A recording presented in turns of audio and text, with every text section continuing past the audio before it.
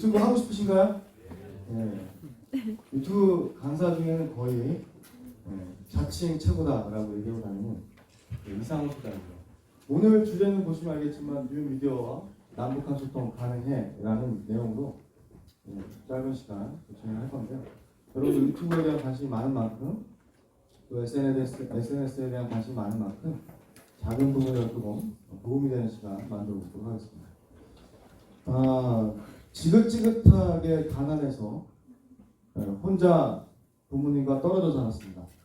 중학교 때부터 돈을 벌어야 했고 혼자 동네에 두부를 만드는 할머니 댁에 붙어있는 작은 단칸방, 심지어는 보일러가 되지 않아서 3년 동안 냉방에서 살았습니다. 그렇게 생기지 않았지만 누군가 열심히 일하고 열심히 노력하면 공정하게 그 보상을 받고 땀 흘린 만큼의 노력을 통해 성공하는 세상이었으면 하는 기대를 안고 늘 최선을 다했던 것 같습니다. 안타깝게도 지방대를 겨우 5년을 다니며 졸업을 했습니다. 학비에 대한 문제도 있었고 생활고에 대한 문제도 있었습니다.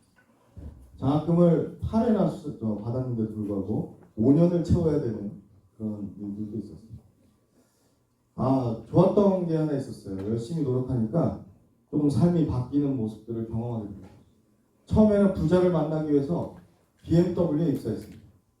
그 BMW 입사해서 차를 팔았지 그 차를 판 것 가지고 돈을 벌겠다는 생각을 해본 적은 없었어요. 오로지 부자를 좀 만나서 이 사람들은 도대체 어떻게 부자가 되는지가 너무 궁금했습니다.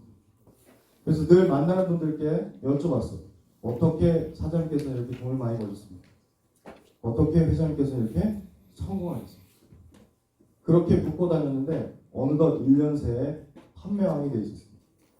단 한 번도 차를 판 적이 없고 젊은 열정 하나로 사회초년생이 어떻게 앞으로 살아나가야 될지, 지방대 출신의 겨우 졸업한 젊은 20대가 앞으로 이 험난한 세상을 어떻게 이끌어 나갈지 너무 두렵고 걱정이 많아서 묻고 다녔을 뿐이었습니다.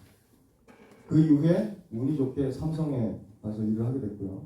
7, 8년 동안 삼성에서 일하면서 수없이 일을 토요일 없이 근무했지만 세상이 본인이 열심히 노력한 만큼의 대가를 받지 않는다는 진리를 깨닫게 됩니다. 제가 나중에 지방에서 근무했었는데 강남에 가서 지점장을 하게 됩니다. 삼성에서. 가능했던 이유가 뭔지 아십니까? 지방 사옥에 있을 때 한 노신사가 토벅토벅 걸어오시면서 엘리베이터 쪽으로 가시길래 저는 그냥 나이 드신 분이길래 엘리베이터를 이렇게 눌러드렸습니다. 어떻게 됐을까요? 젊은 친구가 참 예의가 바르고 고맙습니다 이렇게 얘기하셨어요. 그러고 나서 그날 오후에 있던 회의장에 갔더니 맨 앞에 앉아 계십니다. 그분은 전 이건희 회장 비서실장 출신의 저희 회사 전무님이셨습니다.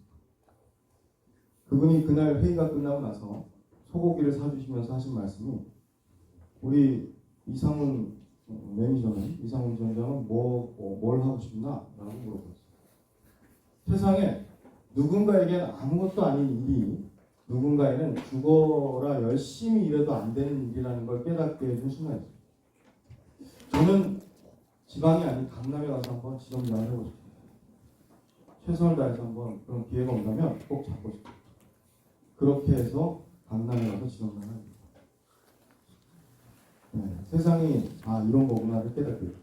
그 이후에 또 현대자동차그룹에 또 스카우트해서 일도 하기도 했었습니다. 그런데 제 형편은 좀 나아지는지 몰라도 세상은 변하지 않는다는 확실한 결론을 좀 내게 됐고요. 조금 사회에 도움이 되는 일들을 좀 하고자 멀쩡히 다니던 직장을 그만두고 다양한 활동들을 하기 시작했습니다. 그 이후에 제가 주로 했던 게 바로 SNS와 유튜브였습니다. 저는 사실 구독자가 많거나 제가 수익을 많이 보거나 그러진 않습니다. 하지만 저와 함께 같이 하시는 분들이 저를 통해서 SNS를 통해서 유튜브를 통해서 소득이 생기고 또 사회적으로 인지도가 생기고 또 1인 미디어를 통해서 새로운 영역에 확대해 나가는 모습들을 지금 보람있게 옆에서 보고 있습니다.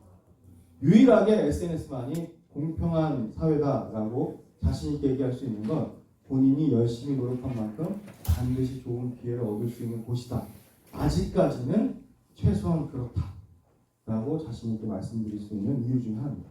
과연 그럼 통일, 우리 여기 계신 젊은 우리 학생들께서 생각할 때 아까 앞에 정재진 교수님도 말씀하셨지만 과연 나의 소원이 통일인지, 그 통일에 있어서 과연 오프라인의 통일이 앞서 우리에게 주어진 온라인상의 통일, 소통, 이것들이 가능할 건지. 전 세계 75억 인류 중에 40억 이상이 스마트폰을 쓰고 있습니다. 뿐만 아니라 성인 기준으로 2018년 스마트폰 보급률이 전 세계 1등인 국가 대한민국 95%를 보유하고 있는 나라에 살고 있습니다. 그런데 북한은 어떻죠? 그렇지 않습니다. 이런 사회, 이런 세상에서 우리가 마주하게 될 앞으로의 온라인 세상은 어떨까요? 아마 갑론을박을 떠나서 상당한 문화적 충격과 어려움이 혼재 있을 거라고 생각합니다. 밖에서 실제로 싸우는 것보다 온라인상에서 싸우는 거 보면 실제로 얼굴 보고 싸우는 것들이 아니다 보니까 감정을 상하게 할 수 있는 무차별적인 공격도 무지하게 많고요. 그 다음에 묻지마 댓글부터 해서 폭언, 다양한 형태의 갈등과 대립을 부추기는 요소가 되기도 합니다. 우리는 유튜브가 갖고 있는 기적적인 일들을 많이 보았습니다. 싸이가 유튜브의 최대 수혜자라고 얘기하지만 사실은 유튜브를 세계에 알린 사람이죠. 왜 그렇죠? 동양의 강남스타일이라고 부르는 말춤 추는 가수가 있다. 이거 어디서 봐야 돼? 바로 유튜브에서 볼 수 있다. 그래서 유튜브를 사람들이 보게 됐고, 싸이가 보유하고 있는 단시간 최대 조회수의 기네스에 등록되어 있는 기록을 세우고 있는 거죠. 반대로 최대 수혜자는 사실상 BTS입니다. 그렇죠? BTS 전 멤버는 단 한 명도 서울 출신이 없습니다. RM은 고양시 출신이긴 한데 학교에는 서울에 잠깐 나오긴 했습니다. 그럼에도 불구하고 단 한 번도 미국에 간 적이 없으나 미국 차트에서 몇 년 동안 1등을 했죠. 이게 바로 새로운 미디어 시대에 우리가 어떻게 해야 될지를 알려주는 단편적인 예라고 생각합니다. 새로운 통일에 가는 접근 방식이 완전히 달라졌다라고 말할 수 있는 부분도 이 부분이라고 생각합니다. 여러분들이 꼭 북에 가야지만이, 또 북에 계신 분들이 꼭 남해에 와야지만이 서로가 통일되는 건 아니다. 그 안에서 콘텐츠로, 또 영상으로, 문화로 다양한 소통들을 통해서 온라인상에서의 통일이 이루어져야 그 이후에 오프라인상의 통일도 가능하지 않을까, 이런 생각을 좀 해봅니다. 두서없이 말할 부분이 없잖아 있지만 제가 생각하는 사회는 적어도 통일 이후 사회에서는 열심히 노력한 사람들이 그만큼의 정당한 대가를 받을 수 있는 공정한 사회가 됐으면 하는 바람입니다. 어떠한 차별도, 어떠한 상황에 있어서도 공정할 수 있는 그런 사회가 되기 위한 SNS, 온라인 유튜브 많이 좀 관심 가져주시고요. 앞으로도 통일에 관련된 다양한 주제로 유튜브를 하시는 분들이 나타날 것이라고 생각합니다. 그런 부분에 많은 관심들을 가져주시는 것, 그게 바로 통일을 시작하는 첫걸음이지 않을까, 이런 생각을 갖고 있습니다. 마치겠습니다.